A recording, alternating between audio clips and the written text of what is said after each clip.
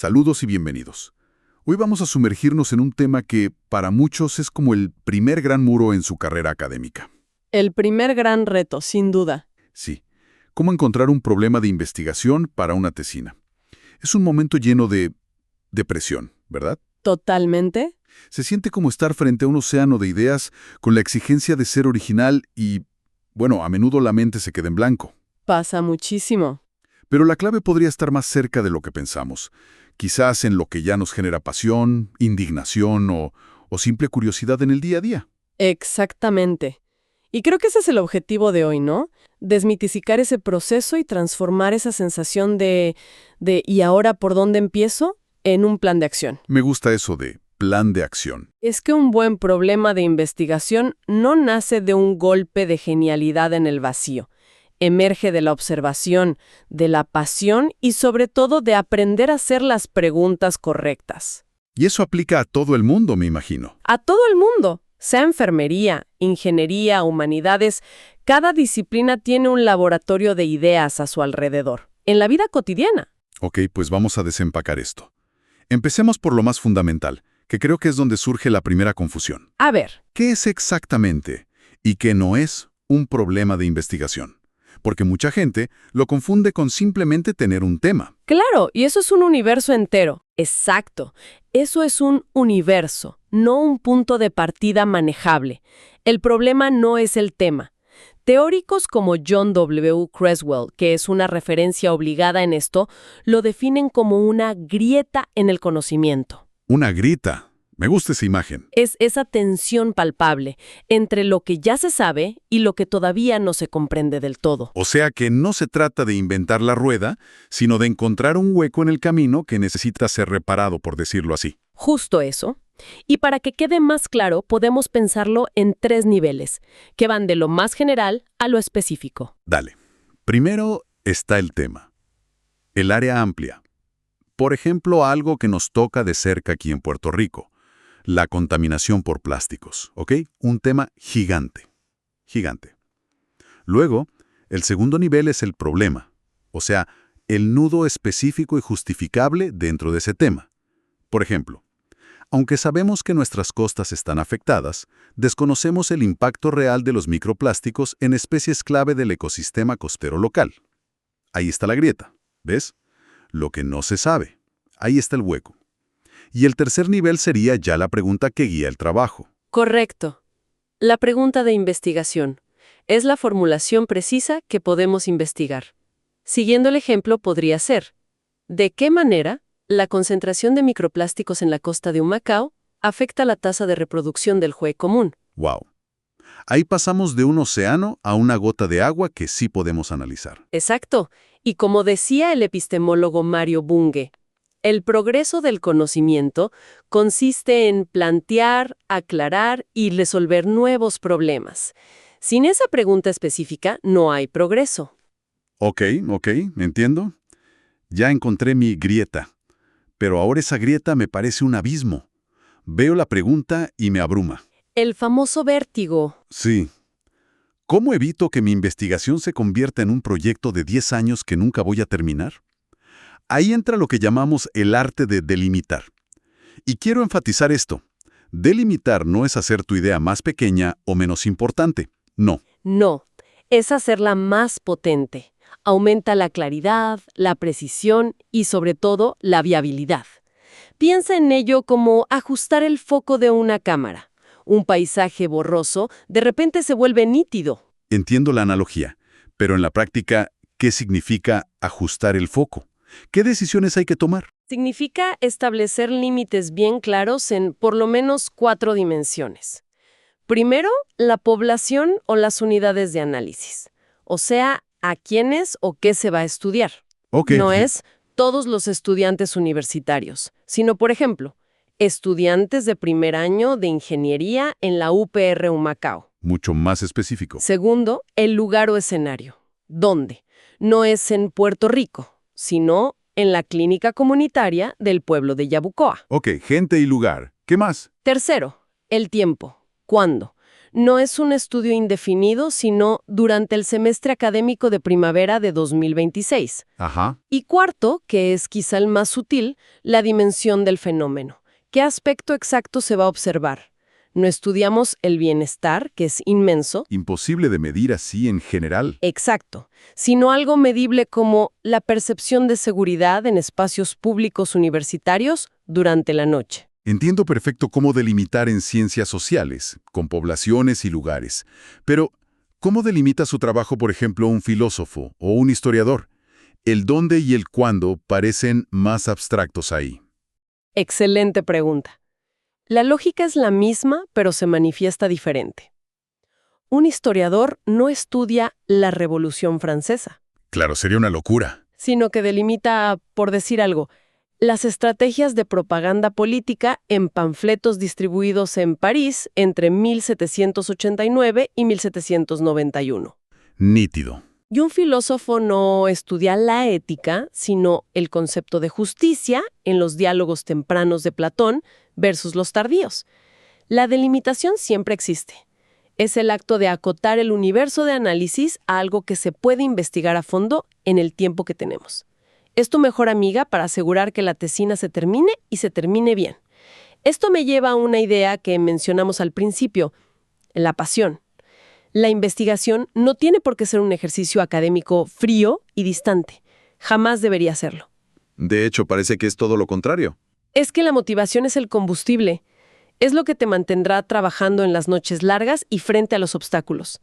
Recuerdo una estudiante de administración que estaba obsesionada con las cafeterías locales de su pueblo. Ajá. Su interés la llevó a un problema de investigación fascinante sobre por qué algunas lograron sobrevivir a la pandemia y otras no. Se enfocó específicamente en sus estrategias de comunicación por Instagram. Su pasión la llevó a la pregunta.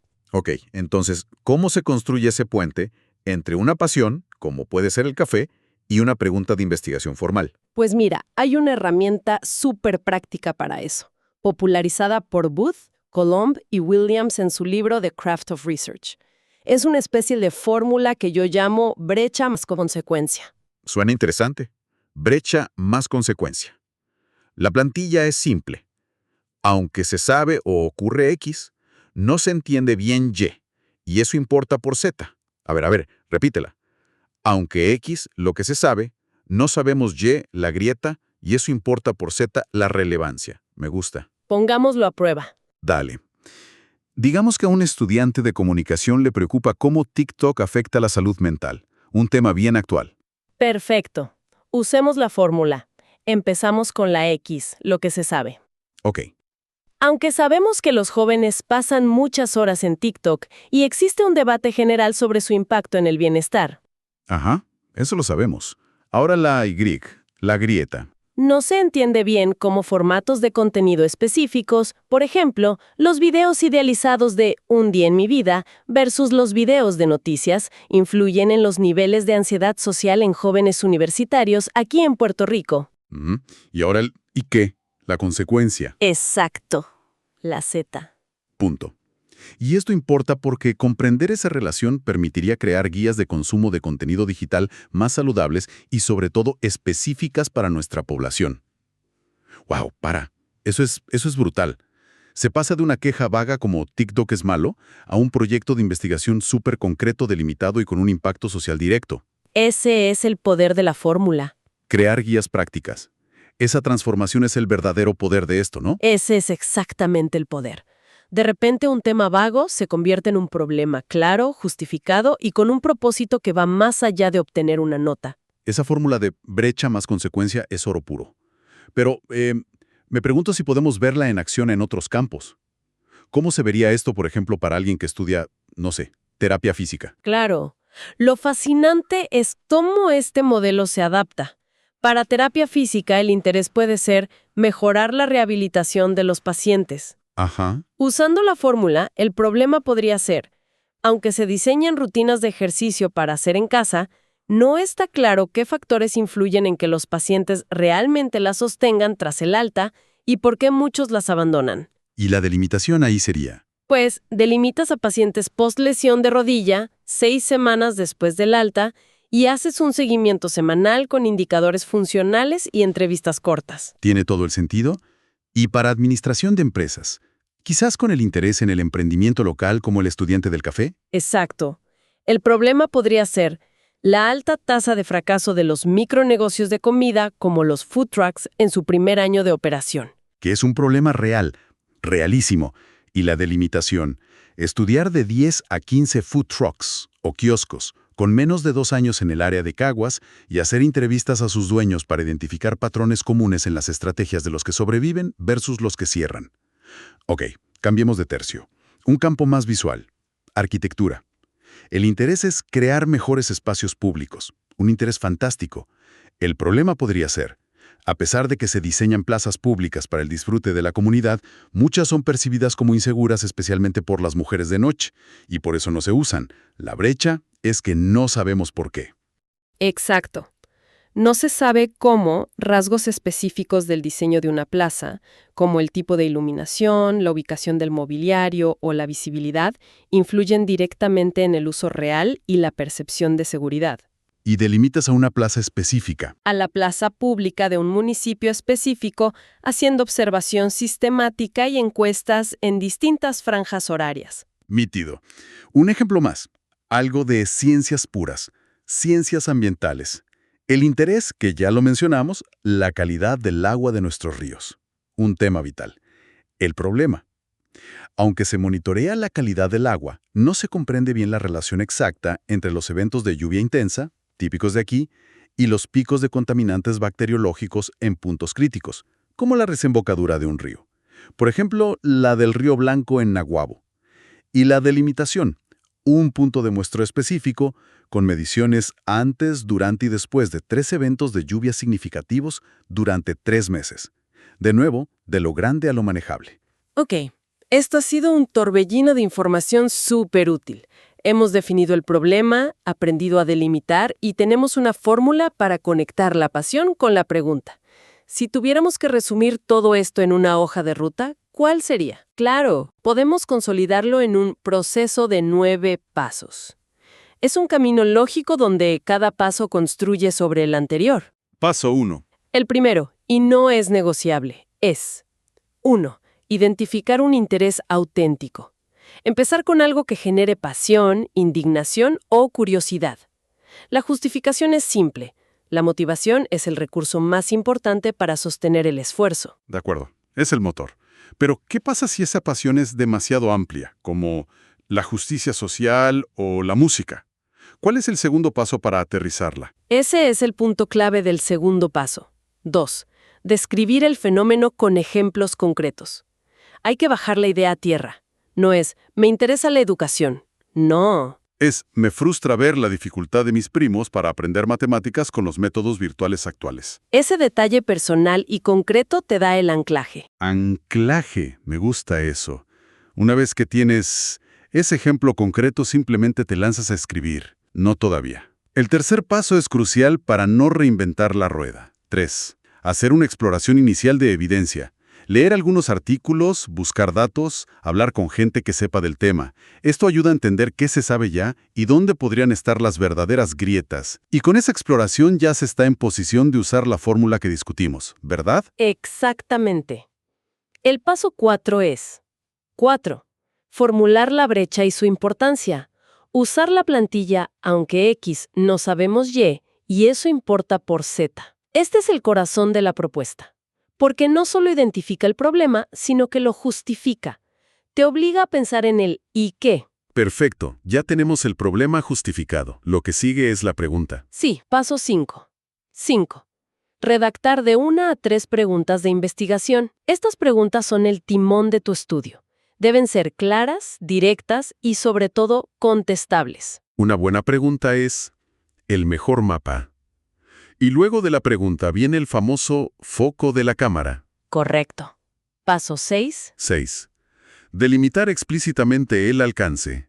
Aquí es donde se toman las decisiones sobre población, lugar, tiempo y dimensión. La justificación aquí es la viabilidad. Un proyecto bien delimitado es un proyecto que se puede terminar con éxito. Ok, tenemos la pregunta y los límites. Parece que ya estamos listos. Pero me imagino que aquí es donde muchos se estrellan contra la pared de la realidad. Es el gran filtro. Por eso el paso 7 es... 7. Verificar la factibilidad y la ética. Se puede tener una pregunta perfecta, pero de repente uno se da cuenta de que necesita acceso a archivos confidenciales, un presupuesto enorme o un permiso que tarda un año en llegar. Hay que hacer ese chequeo con la realidad. ¿Tengo acceso real a los datos o a la gente? Hay riesgos para los participantes. Este paso no es un trámite, es donde el proyecto sobrevive o muere. Cierto. Y los últimos 2 pasos son para formalizarlo todo. Paso 8. 8. Escribir el planteamiento del problema. Aquí se organiza todo lo anterior en un texto coherente. El contexto, la evidencia del problema, la brecha, la importancia y tu propósito. Y el último paso, que imagino que es continuo, nunca termina. Paso 9. 9. Iterar y refinar. Hablar con profesores y compañeros, recibir críticas. La primera idea es solo el punto de partida. La investigación es un proceso dinámico de ajuste constante. Ahí lo tenemos. Un mapa completo para convertir esa chispa de curiosidad en una propuesta de investigación sólida, relevante y, sobre todo, personal. Cierto. La investigación es una de las formas más concretas de aportar talentos y pasiones a construir un mundo mejor. El poder de una pregunta bien hecha no debe subestimarse. Como pensamiento final, queda una invitación. A quienes nos escuchan, piensen en su comunidad, en su campo de estudio o en sus pasatiempos. ¿Cuál es esa pequeña grieta de conocimiento que han notado últimamente? Algo que la gente asume, pero que nadie parece explicar bien. Esa observación podría ser la semilla de un próximo gran proyecto. Antes de cerrar, queremos aclarar que la creación de este material fue iniciativa de la doctora Viviana Cruz McDougall, del Instituto Transdisciplinario de Investigación y Acción Social de la Universidad de Puerto Rico en Humacao. La intención es apoyar estudiantes de diversas disciplinas para que identifiquen un problema de investigación que les apasione, lo delimiten con rigor y lo conviertan en una propuesta viable, relevante y con potencial de innovación, desarrollo y cambio social.